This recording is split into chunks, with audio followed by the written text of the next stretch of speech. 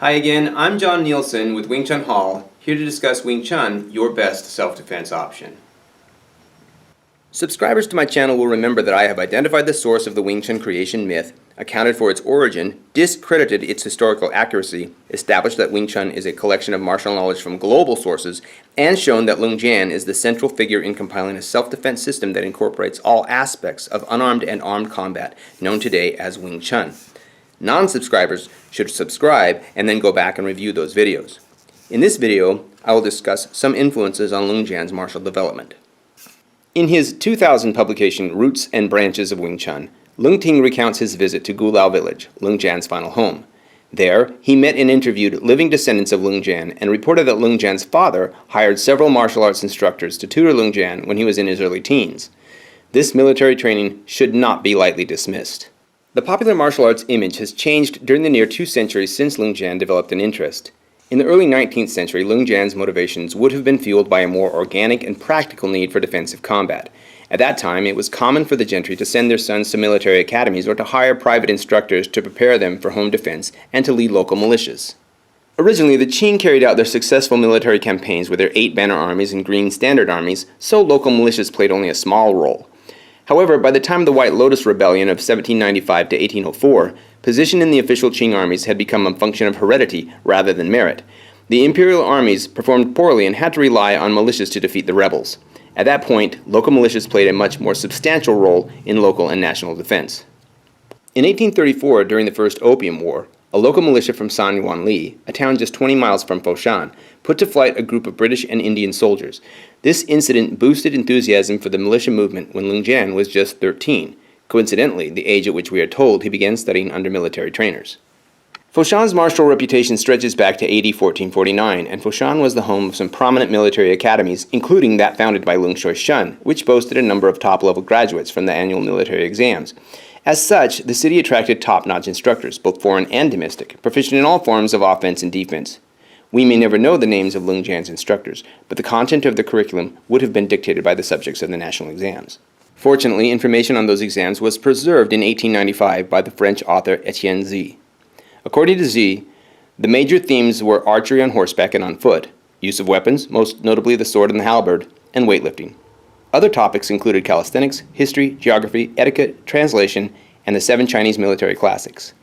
In addition, Leung Jan would have been schooled in boxing and wrestling as a precursor to armed combat and firearms, as the rifle and pistol were a common part of Chinese warfare. Remnants of this military genesis pervade the Wing Chun system, from the attention position at the beginning of every form, the modified parade rest of the bulk of the unarmed forms, the inclusion of the precise weapons used in the national military exams, and the multitude of military concepts in the principles of Wing Chun. We can safely conclude that a large portion of Wing Chun came from Leung Jan's military training. After this solidly grounded piece of history, Leung Ting wanders back into the realm of fantasy as he describes Leung Jan's meeting and receiving instruction from Leung Tai and Wang Biu. Like any good fish story, the tale is embellished with unverifiable details. In fairness, Leung Ting admits he made assumptions from information that he collected. However, as he uses those assumptions to fill in the details, the self-contradictory nature of the story is revealed. For instance, if Leung Tai changed jobs from a poleman to a property man in the opera, there should be a record, but no one has been able to find one. This could be attributed to the fact that the Qing burned the Jade Flower Society, not the Red Boat Opera Society, to the ground.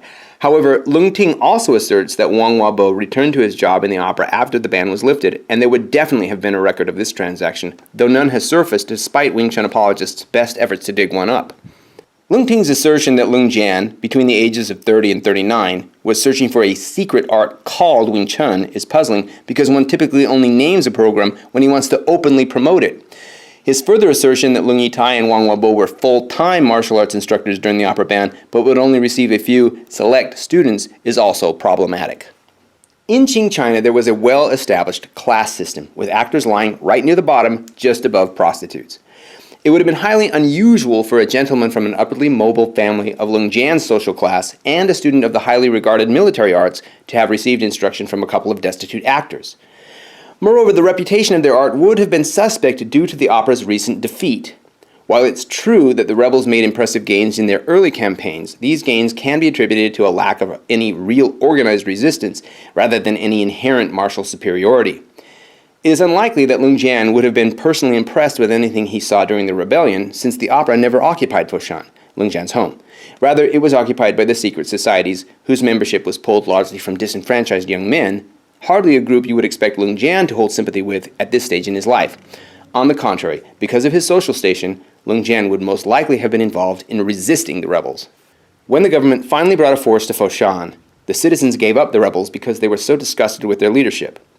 Liu Mao, the opera general, suffered a humiliating defeat a few months later. No one has presented any evidence that would suggest Leung Jan believed someone in the opera had some new, superior system. Moreover, it would have been extremely dangerous for any former opera employee to have been involved in any martial function during the opera ban, because if the Qing heard about it, they would have executed such a person. Of all the jobs they could have picked to tide them over during the opera ban, it is unlikely for Ling Yitai and Wang Weibo to have chosen the one for which they had the weakest resume and the one for which they were most likely to die. However, it would be hasty of us to reject the entire story outright. I showed in another video that whoever compiled the Wing Chun origin myth left in details that pointed to the true origins, and perhaps we can find some here. We should start with the question, is there a possibility that Leung Jan, at the same stage in his life, did have some instruction from a new and effective military system that has somehow been shadowed in mystery? And the answer is, yes, there is, and it starts halfway around the world. During the 19th century, the U.S. participated in more successful military campaigns than at any other point in its history. It was the prime time for a young man with some means to travel the world and receive military experience and training. Frederick Townsend Ward was such a man. Born in Salem, Massachusetts in 1831, the son of a wealthy shipowner, he was just 5 years Leung Jan's junior. Educated at the American Literary, Scientific, and Military Academy of Vermont, trained on the high seas, and as a U.S. Marshal in Texas, and experienced as a mercenary, recruiter, trainer, and war consultant in Walker's Filibuster Army and French Army with veterans from the Texas Revolution, American Indian, Mexican-American, and Crimean Wars, and battling river pirates in Shanghai, Frederick Townsend Ward was mixing his martial arts long before Dana White. In 1860, Ward made a play to fight the Taiping rebels, but succeeded only in obtaining a position as a gunner battling pirates aboard the riverboat Confucius. His exploits soon attracted the interest of the local Chinese businessmen, who, fearing the dangerous proximity of the Taiping rebels, were in search of a leader for an expeditionary force. At first, neither the Qing emperor nor the foreign governments occupying the ports of Shanghai wanted a foreign force to enter what amounted to a Chinese civil war. So the Chinese businessmen of Shanghai surreptitiously funded Ward through a representative named Wu. The British captured and tried to stop him, but Ward had gained Chinese citizenship and continued his campaign. After a number of successes and defeats leading Western mercenaries and Filipino Manila men, Ward made a radical proposal. The Imperial Army's weak showing had given both Chinese and foreigners the impression that the Chinese were inherently poor fighters, but Ward had faced the Chinese rebels with Europeans and Filipinos and had been bested each time. Furthermore, he knew Chinese soldiers were far less expensive than Europeans, so he proposed that he be allowed to train a Chinese army. His request was granted, and he raised an army composed of himself, a few American officers, his personal bodyguard of 200 Manila men, and 7,000 Chinese recruits. By this time, the British and French had changed their minds about entering the war and generously armed Ward's army. With this army, and though he often entered battle armed only with a walking stick, Ward had a string of military victories. He was made a full-fledged mandarin, promoted to general, and married Wu's daughter.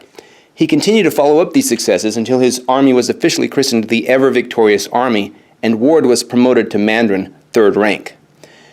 Throughout that year, his army continued from one victory to another, and was a major factor in whittling away the Taiping force. The rebels were now on the defensive, and Ward planned an attack against their capital of Nanjing late in the summer of 1862.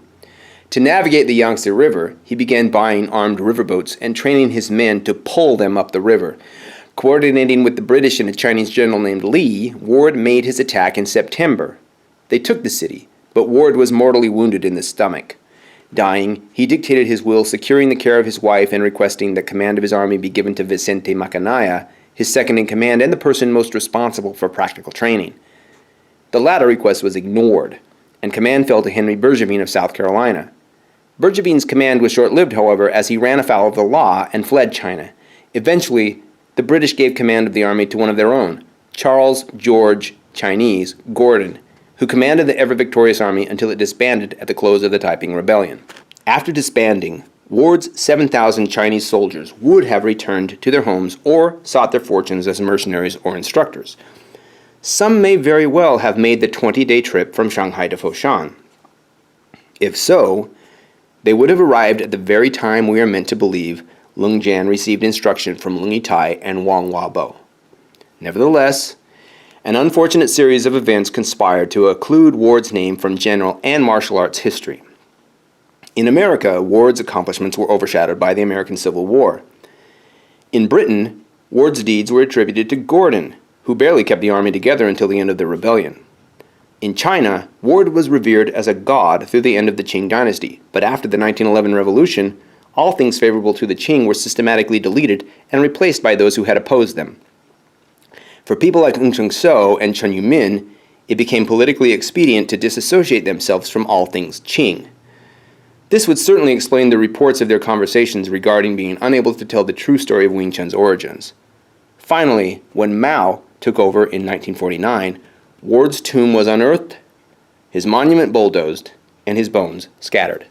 Now, these well-established historical facts do not establish a clear person-to-person link between Frederick Townsend Ward and Leung Jan. For instance, I have not been able to uncover a list of the names of the 7,000 Chinese men who made up Ward's army, but if such a list exists, it would be interesting to scour it for someone surnamed Leung, who hailed from Foshan or a nearby village, and perhaps had been a poleman on one of Ward's armed riverboats.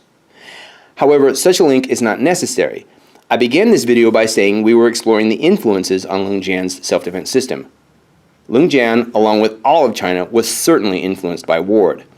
General Li, the commander of the imperial troops who aided Ward's army, became a high Qing official and began a campaign of strengthening China in which he sent several students to U.S. academies and hired several foreign military trainers to teach in the academies that he established in China.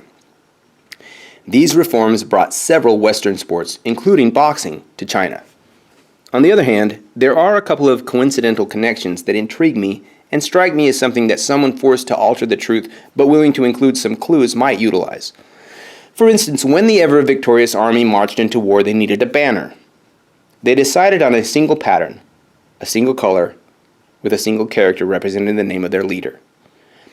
However, they could not pronounce Ward's name, so they used the character Wa, which can be translated as magnificent, but can also be translated as flower. And it is the same character for the first given name of our elusive and mysterious Wang Wabo. Also, the kind of god that they made Ward into in Mandarin is pronounced Yangshan, or in Cantonese, Yongsun. Mandarin became the official language of China after the 1911 revolution. If you thought I was going to give you a simple answer for where Wing Chun came from, I'm sorry, I don't have one. Perhaps there are no simple answers for complex systems developed by complex humans in a complex world. What I've done here is to discuss some of the events that would have influenced Leung Jan as he planned to develop his family defense system we now call Wing Chun. There were many more influences. I plan to discuss some of those in future videos. Please like and subscribe. Thanks to my patrons, and feel free to support me on Patreon.